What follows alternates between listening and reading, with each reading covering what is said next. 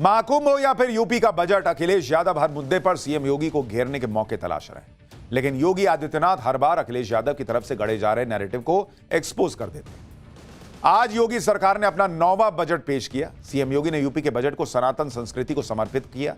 तो अखिलेश यादव को यह कैसे पसंद आता? उन्होंने योगी सरकार के बजट को ढोल की तरह अंदर से खोखला बता दिया। बजट को लेकर योगी वर्सेस अखिलेश की इस लड़ाई के बारे में आगे बताऊंगा। साथ ही यह भी बताऊंगा कि यूपी में अपने संसदीय क्षेत्र के दौरे पर पहुंचे राहुल गांधी ने बीएसपी प्रमुख मायावती पर ऐसा क्या कह दिया जिससे अखिलेश यादव का तनाव बढ़ गया है।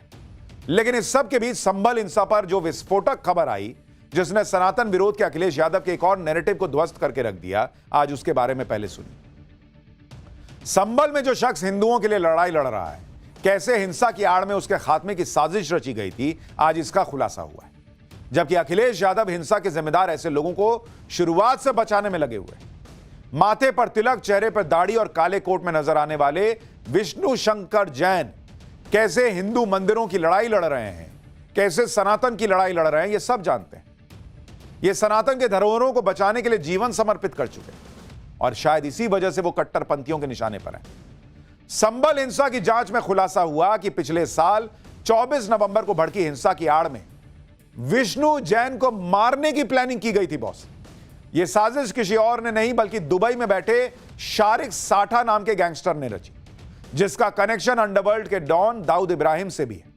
पुलिस के मुताबिक शारिक साठा का अवैध हथियारों की तस्करी का धंधा मंदा चल रहा था और इस धंधे में तेजी लाने के लिए उसने सर्वे के लिए पहुंचे विष्णु शंकर जैन की हत्या का प्लान बनाया। शारिक साठा जानता था कि हत्या होने पर देश भर में हिंसा भड़क जाएगी और उसके हथियारों की तस्करी का काम एक बार फिर तेजी पकड़ लेगा। विष्णु शंकर जैन की हत्या की साजिश का खुलासा तब हुआ जब पुलिस ने हिंसा में शामिल आरोपी गुलाम को गिरफ्तार किया, जिसने संभल हिंसा पर अब तक का सबसे बड़ा खुलासा कर दिया। पुलिस को पूछताछ में आरोपी गुलाम ने क्या बताया, एक बार सुनिए, फिर बताता हूं कि संभल हिंसा में पकड़े गए गुलाम के पास से पुलिस को क्या क्या मिला। इसके द्वारा यह भी बताया गया कि जो 24 तारीख को जो हिंसा है उसमें एक कोई वकील है जो कि बाहर से आते हैं और वो जगह जगह पे एप्लीकेशन डालते हैं। इनके द्वारा ये निर्धारित किया गया, जब प्लानिंग में असले देने के समय उन्होंने उसको ब्रीफ किया गया था, उसका फोटो भी उनको बताया गया था कि ये इस तरीके का व्यक्ति है, जुलिए का है, इसको जामा मस्जिद के अंदर किसी भी सूरत में पहुंच के उस व्यक्ति को ख़त्म करना है। उससे देश भर के अंदर हिंसा फैलेगी और ये लोग जो हैं देश भर में, दुनिया भर में फेमस हो जाएंगे। इनकी ये इन्होंने इस बात को एडमिट भी किया है। इसके द्वारा बताया गया कि पूछताछ में 23 तारीख को इसने अपने बॉस शारिक साठा से बात की थी। शारिक साठा को यहाँ के किसी स्थानीय व्यक्ति द्वारा बताया गया है कि 24 तारीख की सुबह को सर्वे होगा। सर्वे के समय किसी भी सूरत में वो सर्वे नहीं होने देना है। पूछताछ के दौरान इसके द्वारा ये एडमिट किया गया कि जो शारिक साठा है ये एनसीआर से गाड़ी चोरी करवाने की गैंग का सरगना है। वो अभी आज से कुछ साल पहले फर्जी पासपोर्ट बनाने के बाद में यहाँ से विदेश चला गया है। ये वहीं से बैठ के इस गैंग को संचालित करता है और यहाँ भारत में उसका काम करने के लिए ये व्यक्ति गुलाम है, ये काम करता है। आज संभल हिंसा की जांच में विष्णु जैन की हत्या की साजिश का खुलासा हुआ। लेकिन विष्णु जैन सिर्फ संभल की जामा मस्जिद की वजह से कट्टरपंथियों के निशाने पर नहीं है। विष्णु जैन और उनके पिता हरिशंकर जैन पिछले कई सालों से सनातन की धरोहरों को बचाने की लड़ाई लड़ रहे हैं। पिता और बेटे की ये जोड़ी पूरे देश में मंदिर मस्जिद विवाद से जुड़े 100 से ज्यादा केसों में शामिल रहे हैं, जिनमें राम जन्मभूमि आंदोलन से जुड़े केस, ज्ञानवापी, श्री कृष्ण जन्मभूमि शाही ईदगाह मस्जिद विवाद जैसे बड़े केस शामिल हैं। इसके अलावा मध्य प्रदेश का भोजशाला केस, अजमेर दरगाह और जौनपुर की अटाला मस्जिद जैसे केस शामिल हैं।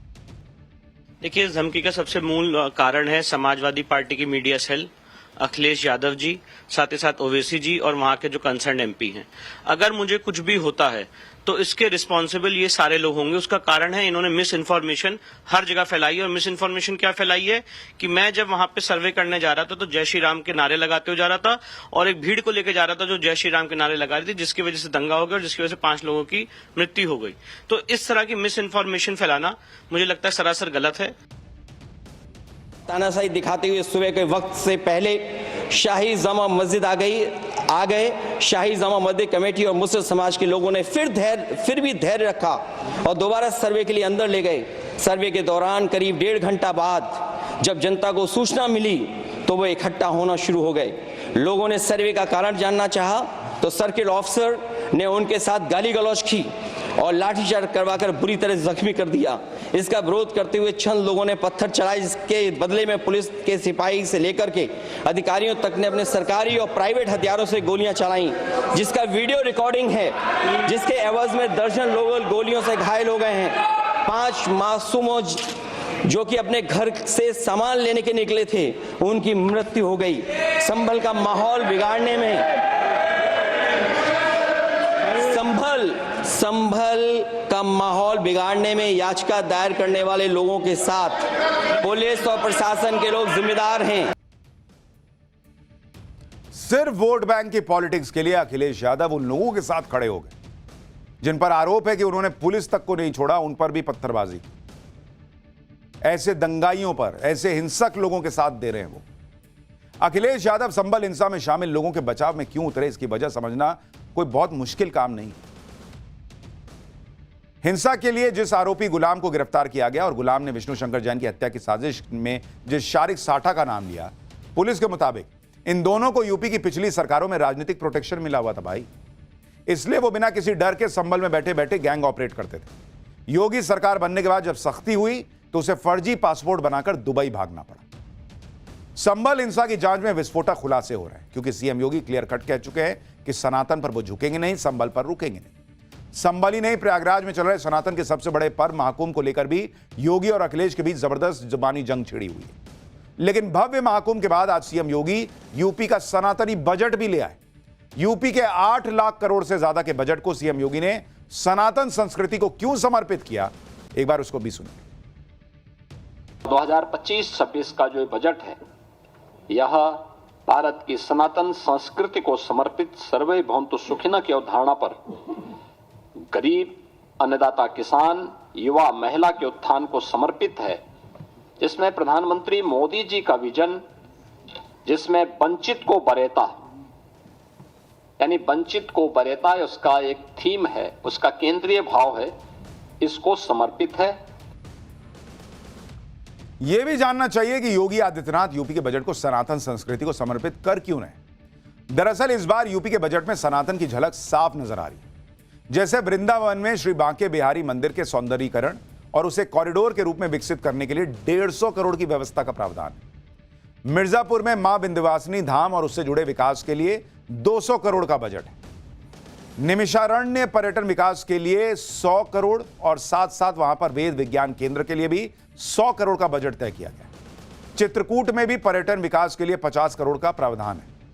दरअसल महाकुंभ के जरिए सीएम योगी ने दिखा दिया कि कैसे धार्मिक पर्यटन के जरिए यूपी की इकोनॉमी को नई ऊंचाइयों पर पहुंचाया जा सकता है। बजट में आस्था के सम्मान पर योगी आदित्यनाथ को सुनिए, फिर बताता हूं कि योगी सरकार के बजट पर अखिलेश यादव क्या कह रहे हैं।